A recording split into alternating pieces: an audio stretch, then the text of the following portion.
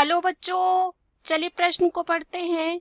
एक एटीपी का अणु संरचनात्मक रूप से सबसे ज्यादा किस अणु के समान होता है? इस प्रश्न में हमें ये बताना है कि एटीपी अणु संरचनात्मक रूप से सबसे ज्यादा किस अणु के जैसा होता है। पहला है आरएनए, दूसरा है डीएनए, तीसरा है वस्य अम्ल, चौथा है अमीनो अम्ल।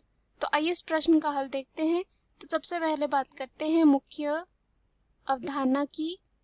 मुख्य अवधारणा जो हो जाएगा, मुख्य अवधारणा हो जाएगा एटीपी। एटीपी एटीपी क्या होता है? Adenosine triphosphate. और अगर इसके कार्य की बात करते हैं तो इसका कार्य होता है यह जो है कोशिकाओं के अंदर ऊर्जा का संवहन एवं संचयन करता है। उसके बाद विभिन्न रसायनों का संश्लेषण इन्हीं की सहायता से होता है और यह कोशिका का प्रमुख अवयव है।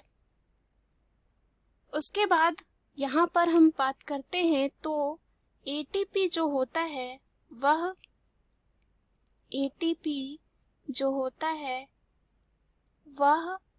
आरएनए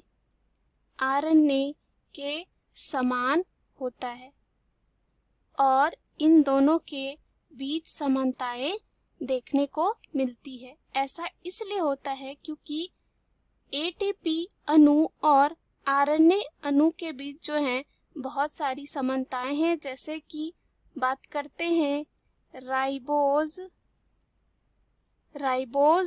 शुगर, साथ ही साथ एडेनिन,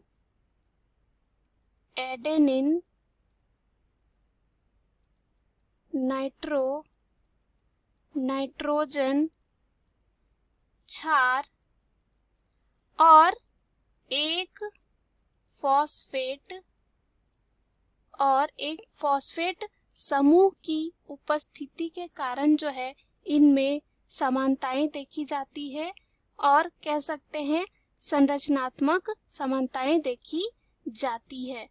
तो इस प्रश्न में हमें क्या पूछा है कि एक एटीपी का अणु संरचनात्मक रूप से सबसे ज्यादा किस अणु के समान होता है? तो पहला जो विकल्प है आरएनए, यह जो है इस प्रश्न का सही उत्तर हो जाता है। दूसरा है डीएनए, तो यह गलत हो जाता है क्योंकि डीएनए नहीं होता है।